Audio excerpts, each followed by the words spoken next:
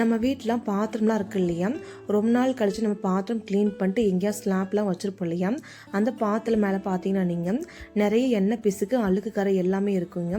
அந்த கரையெல்லாம் எப்படி நீக்கலாம்னு சொல்லி பார்க்கலாங்க. பாருங்கள், அந்த பாத்திரம் மேலே நிறைய எண்ணெய் பிசுக்கு இருக்குது, ஆனால் அது உள்ளுக்குள்ளே நல்லா நல்லா பளிச்சுன்னு இருக்குங்க. இந்த எண்ணெய் பிசுக்கு நம்ம எப்படி க்ளீன் பண்ணலான்னு சொல்லி பார்க்கலாங்க. அதுக்காக நீங்கள் பார்த்தீங்கன்னா நம்ம வீட்டில் இருக்கக்கூடிய பொருள் தாங்க. அது என்னென்னு பார்த்தீங்கன்னா அரிசி மாவு தாங்க. அரிசி மாவு நீங்கள் எந்த அளவுக்கு போடணுமோ அந்த அளவுக்கு மட்டும் சேர்த்துக்கும். நான் பார்த்தீங்கன்னா கிட்டத்தட்ட ஒரு 2-3 டீஸ்பூன் போல் அரிசி மாவு நான் சேர்த்துக்கிட்டேங்க. இது போல் நீங்கள் சேர்த்து விட்ட பின்னாடி இது கூடவே நீங்கள் விம்ஜெல் சேர்த்துக்கோங்க. விம்ஜெல் இல்லைனா துணி பவுடர், அப்பெல்லாம் நீங்கள் ஷாம்பு சேர்த்துக்கலாம். அப்படிலாம் நீங்கள் நம்ம நார்மலாக விம் சோப் வச்சிருப்போம், அது கூட நீங்கள் தேய்ச்சிக்கலாங்க.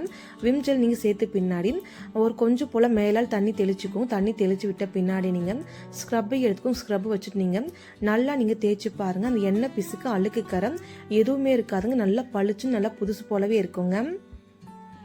இப்போ நான் தேய்ச்சிட்டு காமிக்கிறேன், நீங்கள் பாருங்கள். எல்லா இடங்களையுமே நீங்கள் ஸ்க்ரப்பை வச்சு நல்லா நீங்கள் தேய்ச்சிக்கோங்க.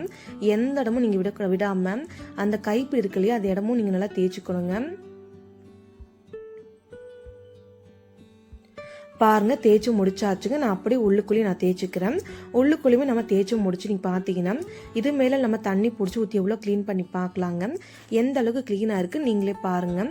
இது மேலே நான் கொஞ்சம் போல் மட்டும் தண்ணி சேர்த்துக்கிறேங்க. ஏன்னா ஆல்ரெடி கிச்சன் ஃபுல்லாக க்ளீன் பண்ணி விட்டுருக்கேன். இந்த தண்ணி ஊற்றினா கிச்சன் ஃபுல்லாக நாசமாயிருங்க. அதனால நீங்கள் பார்த்தீங்கன்னா ஒரு கொஞ்சம் தண்ணி போல் மட்டும் இது மேலே நான் ஊற்றி காமிக்கிறேன்.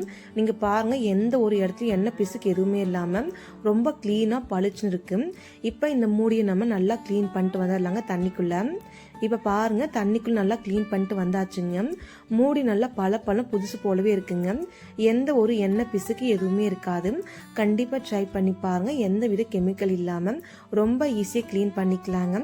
இதே மெத்தட்ல நீங்க ஆயில் கேனு க்ளீன் பண்ணிக்கலாங்க. ஆயில் கேனுமே இந்த அளவுக்கு க்ளீன் ஆகும். கண்டிப்பா ட்ரை பண்ணுங்க.